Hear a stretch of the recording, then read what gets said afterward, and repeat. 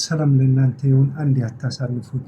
ዛሬ እንግዲህ ስለ ጾምና ጸሎት ከሳምንት በኋላ ስላለን ትንሽ ከመጽሐፍ ቅዱስ ጾምና ጸሎት ምንድነው የሚለው እንድንማር እኔን ከዚህ በፊት እንደነገርኳችሁ እያወቅነው ጾምና ጸሎት የምናደርገውና ሳናውቀው ብዙ ልዩነት አለውና እያወቅን በመጣን ቁጥር በእግዚአብሔር መንግስት ውስጥ ተጠቃሚ እንደምንሆን ከዚህ በፊት ተናግሬያለሁና ማስታወሻና መጽሐፍ ቅዱሳችሁን አስተካክሉ።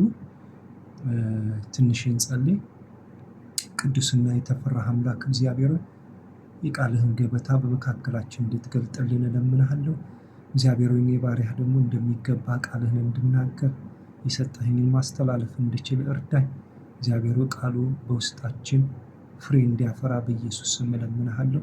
ከፊታችን ያለውን ጾም ጸሎት ደግሞ በኢየሱስ ስም ላንተ ለእጆቼ አሳልፈን ሰጠን። እጅህን የምናይበት ታላቅ ስራህን የምናይበት ስለሚሆን እናከብርሃለን። ስለ ሁሉ ተባረክ በኢየሱስ ስም አሜን። እሺ፣ ለምትጽፉ ስለ ጾምና ጸሎት ለማስተማር ከመጽሐፍ ቅዱስ አጠር ያለ በሉ። ስለ ጾምና ጸሎት ለማስተማር ከመጽሐፍ ቅዱስ አጠር ያለ በሉ። አንደኛ፣ ጾም ምንድነው? ጾም ምንድነው? ጻፉ። ጾም ጸሎት ምንድነው? አንደኛ፣ ጾም ጸሎት ምንድነው? ነጥብ ያዙ። ጸሎት ማለት ከእግዚአብሔር ጋር የመነጋገር ፍላጎት የማቅረብና ከእርሱ ጋር ህብረት የማድረግ መንገድ ነው። ደግመዋለሁ። ጸሎት ከእግዚአብሔር ጋር የመነጋገር ፍላጎት የማቅረብና ከእርሱ ጋር ህብረት የማድረግ መንገድ ነው። ሁለተኛ፣ ጾም ለተወሰነ ጊዜ ከምግብ ወይም ከስጋ ፍላጎት በመካከል መንፈሳዊ ነገሮች ላይ ማተኮር ነው። ጾም የጸሎት አጋር በመሆኑ ጸሎታችን በበለጠ ትኩረት እና ትህትናን እንድናቀርብ ያደርገናል። ደግመዋለሁ። ጾም ለተወሰነ ጊዜ ከምግብ ወይም ከስጋ ፍላጎት በመካከል መንፈሳዊ ነገር ላይ ማተኮር ነው። ጾምና ጸሎት አጋር በመሆን ጸሎታችንን በበለጠ ትኩረት እና ትህትና እንዲቀርብ ያደርጋል። ሁለተኛ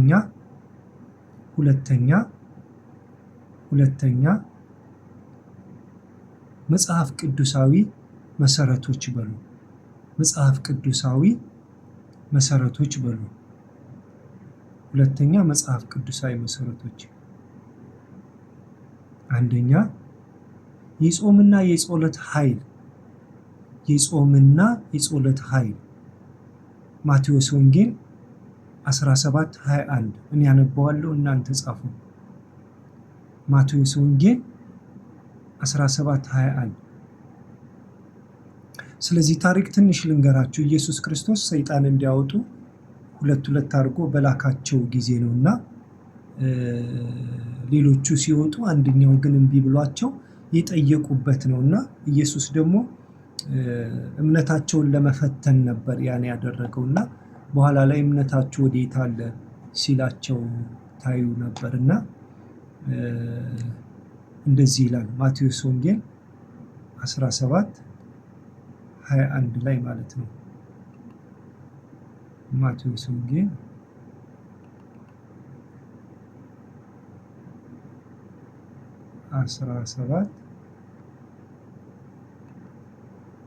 17:21 ላይ ይህ አይነቱ ግን ከጸሎትና ከጾም በቀር አይወጣም አለ። ስለ አጋንንት መውጣት ነበርና አንዳንድ ችግሮቻችን እህቶችና ወንድሞች በጾምና በጸሎት ወደ እግዚአብሔር ፊት ምናቀርባቸው ናቸው። ምክንያቱም በጾምና በጸሎት ካለ ጾምና ጸሎት አሁን እንደተነጋገርነው ከእግዚአብሔር ጋር መነጋገር፣ የስጋ ነገራችንን ከምግብ ብለን ትኩረታችን በመንፈሳዊ ህይወታት ላይ ጥንካሬ እንዲያመጣ የተነጋገርንበት ነው ማለት ነው እና እነሱ ሄደው እንደዚህ ያሉት ይሄኛው ለምንድን ነው ያልወጣው አሉ። እሱ ደግሞ እምነታችሁ የታለ የሰናፍጭ ታክል ያክል እምነት እንኳን ቢኖራችሁ ብሎና ይህ ግን ከጾምና ከጸሎት በስተቀር አይወጣም አላቸው። ኢየሱስ ግን ወደ አሁኑ ሲያወጣቸው ታያላችሁ። ኦኬ ትምህርቱ አንድ መንፈሳዊ ውጊያ ማብራሪያ ያዙ። ትምህርቱ አንድ መንፈሳዊ ውጊያ ተሸክመን የምናሳልፋቸው ከባድ እንቅልፎችና ፈተና በጾምና በጸሎት በኩል ብቻ ድል ይደረጋሉ። እደግመዋለሁ። ይህ ማቴዎስ 17:21 ላይ ያለው አንድ መንፈሳዊ ውጊያ ተሸክመን የምናልፋባቸው ከባድ እንቅልፎችና ፈተና በጾምና በጸሎት በኩል ብቻ ድል እንደምናደርጋቸው የሚናገርበት ክፍል ነው እና በሌላ ክፍል አይታችሁ ከሆነ ኢየሱስ ክርስቶስ ደቀ መዛሙርቶቹ እንደዚህ አሉት፣ ጌታ ሆይ ስንዘራ እኮ ትክክለኛ ዘር ነበር አሉት። ከዛ በኋላ ግን አረም አብሮት በቅሎታል ከትንሽነቱ። ከዛ አረሙን እናንሳው አለው ጴጥሮስ። ኖ ይሄ የሆነው እናንተ በተኛችሁ ጊዜ ጠላት ዘራ እያለ ሲናገር ታዩታላችሁ እና በኋላ ላይም ንቀሉት አላላቸውም። የመጨረሻ ትልቁ ነው ሲያድግ ፍሬ ያለውና ፍሬ የሌለውን መለየት ስለምትችሉ የዛ ሰዓት መከሩን ስትሰበስቡ ታገኛላችሁ ይላቸዋል። እሺ የመጽሐፍ ቅዱስ መሰረቶችን ነው እያወራን። አንደኛ የጾምና የጸሎት ማቴዎስ 17:21 ላይ ያለውን ማለት ነው። ይህ ግን ከጾምና ከጸሎት በቀር ሊወጣ አይችልም። የትምህርቱ ባሪያራ አንድ መንፈሳዊ ውጊያ ተሸክመን የምናልፋባቸው ከባድ እንቅልፍና ፈተና በጾምና በጸሎት በኩል ብቻ የሚደረጉ ድል የምናደርጋቸው ነው። መጽሐፍ ቅዱሳዊ መሰረት 2 እግዚአብሔር የሚወደውን የጾም አይነት። እንግዲህ እግዚአብሔር የሚወደው አለ፣ ሰዎች የሚያስመስሉት አለ። እሱን ከመጽሐፍ ቅዱስ እናየዋለን። ሁለተኛ እግዚአብሔር የሚወደው የጾም አይነት አለ። እሺ ያዙ ለምትይዙ ትንቢተ ኢሳይያስ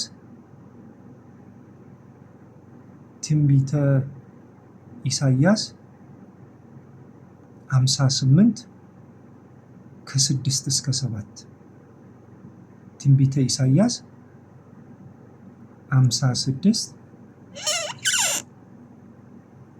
ከ6 እስከ 7 እኔ ያነብላችኋለሁ።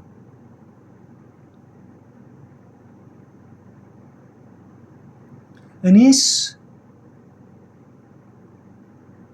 ይህን ጾም ጸሎት አይደለም እግዚአብሔር የሚወደው አልነበረም፣ የበደልንና እስራትን ትፈቱ ዘንድ የተበደሉትን ነፃ ታወጧቸው ዘንድ እንጀራህን ለተራበ ትቆርስ ዘንድ ነው እያለ የእግዚአብሔር ቃል ሲናገር ታያላችሁ። ቆይ በደንብ ጠብቁኝ። 58 እኔ ራሴ ልግባና ትንቢተ ኢሳይያስ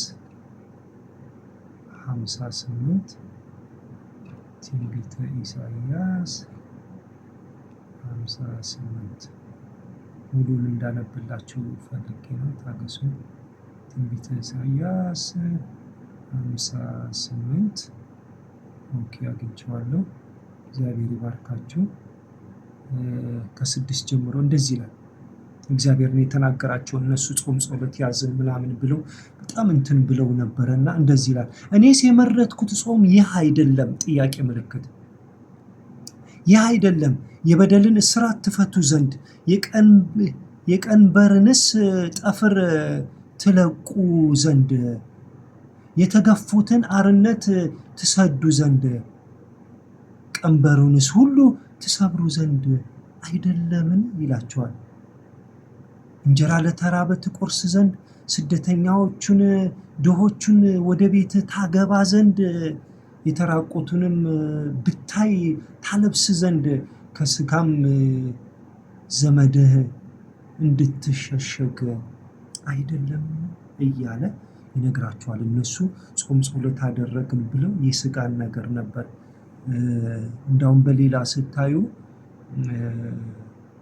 በጣም የሚያስገርም ነው። የሰራተኛን ደሞዝ እንደዚህ የምታደርጉ ምናምን እያለ በጣም ይቀጥላል። የሚገርማችሁ እና እግዚአብሔር የሚወደው ጾም ጸሎት ይሄ ነው እህቶችና ወንድሞቼ።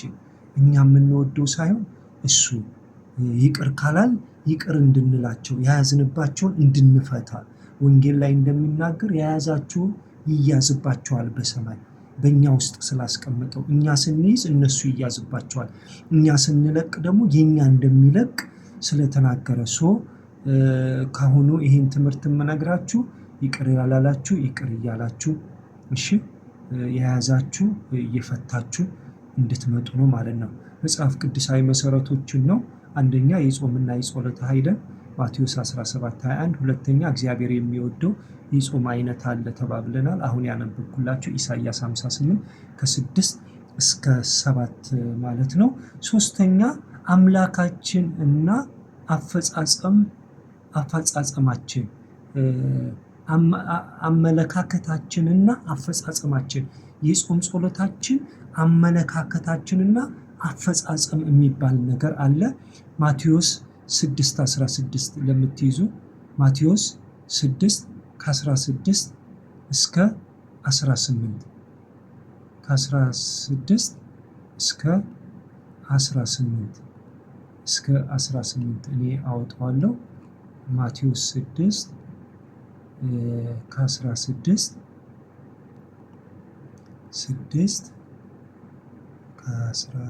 እስከ 18 እንደዚህ ይላል።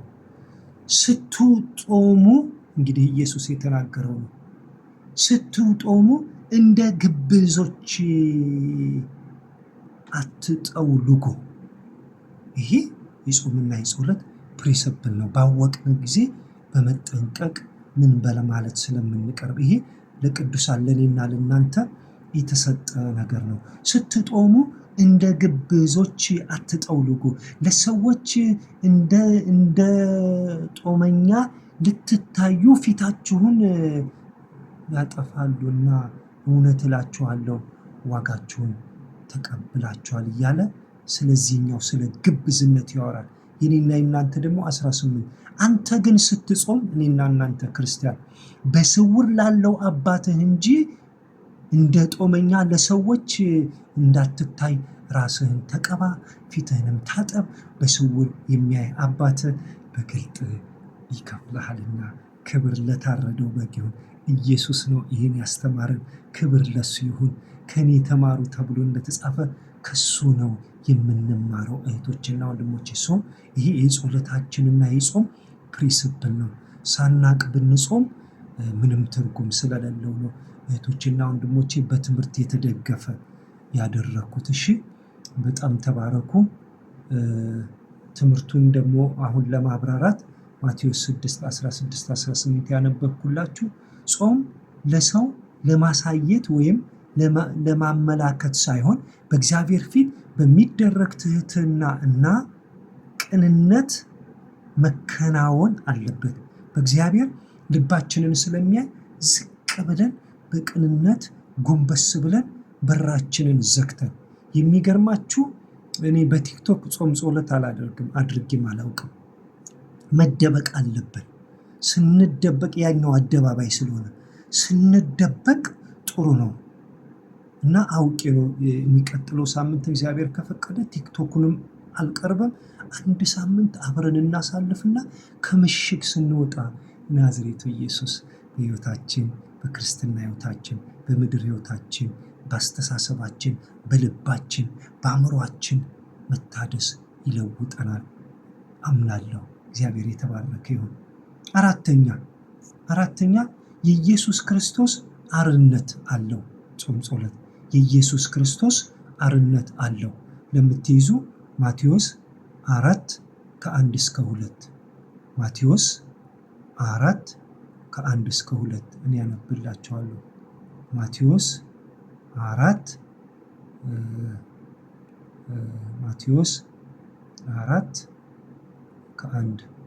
እስከ 2 ከዛ ወዲያ ኢየሱስም ከዲያብሎስ ይፈተን ዘንድ መንፈስ ወደ ምድረ በዳ ወሰደው። ከጾመ 40 ቀን ከጾመና 40 ቀንና 40 ሌሊት ከጾመ በኋላ 40 ቀንና 40 ሌሊትም ከጾመ በኋላ ተራበ። ፈታኝም ቀርቦ የእግዚአብሔር ልጅ ከሆንክ እነዚህን ድንጋዮች እንጀራ እንዲሆን በል አለው። እርሱም መልሶ ኢየሱስ ሰው ከእግዚአብሔር አፍ በሚወጣ ቃል ሁሉ እንጂ በእንጀራ ብቻ አይኖርም ተብሎ ተጽፏል አለው። ከዚያም በኋላ ዲያብሎስ ወደ መቅደስ ከተማ ወሰደውና እርሱን በመቅደስ ጫፍ ላይ አቆመው። መላእክቱን ስለ አንተ ያዛቸዋልና እግርህ እንዳይሰናከል ከቶ እንዳትሰናከል በእጆች ያነሱሃል ተብሎ ተጽፏል። የእግዚአብሔር ልጅ ከሆንክስ ወደ ታች ራስህን ወርውር አለው። የኢየሱስ መልስ ደግሞ ጌታ አምላክህን አትፈታተን ተብሎ ደግሞ ተጽፏል አለ። ደግሞ ዲያብሎስ እጅግ ረጅም ወደሆነ ተራራ ወሰደ። የዓለምን መንግስታት ሁሉ ክብራቸውን አሳይቶ ወድቀህ ብትሰግድልኝ ይህን ሁሉ እሰጥሃለሁ አለው። ያን ጊዜ ኢየሱስን ሂድ አንተ ሰይጣን፣ ለጌታ ለአምላክህ ስገድ፣ እርሱን ብቻ አምልክ ተብሎ ተጽፏል። እህቶቼና ወንድሞቼ ምናልባት ስንጾም ስንጸልይ ለምን ጾምሽ፣ ለምን ተራብሽ የሚል ድምፅ ሲመጣ በእግዚአብሔር ቃል እውቀት መመለስ እንዳለብን። ሰይጣንን ድምፅን በድምፅ ነው የምናሸንፈው። እሱ የውሸት ድምፅ ሲያመጣ እኛ ደግሞ የእግዚአብሔርን ቃል የእውነት ድምፅ ስንሰጠው ለጊዜው ይሄዳል። የትምህርቱ ማብራሪያ ጾምና ጸሎት ለመንፈሳዊ አገልግሎት፣ ለፈተናዎች ዝግጁ ለመሆን ትልቅ ኃይል የምንቀበልበት የሚሰጠን ታይም ነው። የገባችሁ ይመስለኛል። ፒዲኤፉን በውስጥ ልክላቸዋለሁ። ተባረኩ። የመጨረሻው ጾም ጸሎት ምንድን ነው? ሶስተኛ የጾምና የጸሎት ዋና ጥቅም በሶስት ከፍዬዋለሁ። የጾምና የጸሎት ዋና ጥቅሞች በሉ። አንደኛ ስጋዊ ፍላጎትን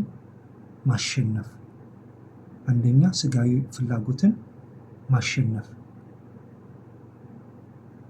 መንፈሳዊ ማንነታችንን በስጋችን ላይ እንዲሰለጥን ያደርጋል ማለት ነው። ስጋችንን ስንጎሽም መንፈሳዊ ህይወታችን በስጋ ላይ እንዲሰለጥን፣ ስጋ የራሱ ሀሳብ አይደል፣ የራሱ ስሜት፣ የራሱ እውቀት ስላለ በመንፈሳዊ ህይወት እንድንገዛው ይጠቅመናል ማለት ነው። ሁለተኛ የእግዚአብሔርን ፈቃድ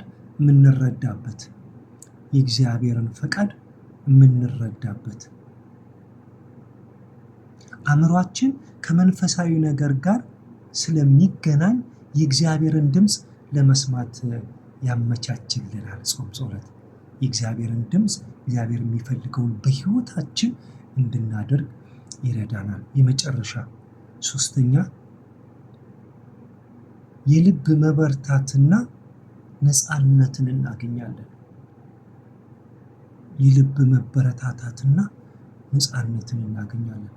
ከኃጢአትና ከሰንሰለቶች ነፃ ለመውጣት ይረዳናል። ረጅም ጊዜ ሳናውቃቸው ተደብቀው የመጡ የክፉ ሰንሰለት፣ የራሳችን ሀሳብ፣ በአእምሯችን ላይ ያለ ምሽግ ምናምን፣ እነሱ ሰንሰለቶችና ኃጢአቶቻችን ነፃ ለመውጣት ይረዱናል። በዚህ ትምህርት ላይ በዝርዝር ማብራሪያ ያለውን ነገር ይሄ ነው። እንግዲህ እግዚአብሔር ይባርካችሁ። እንጸልይ። ቅዱስና የተፈራህ አምላክ እግዚአብሔር ሆይ ስለ ጾምና ስለ ጸሎት ጥቅም ከመጽሐፍ ቅዱስ ስላስተማርከን መንፈስ ቅዱስ ክብርና ምስጋና ከዘላለም እስከ ዘላለም ይሁንልህ።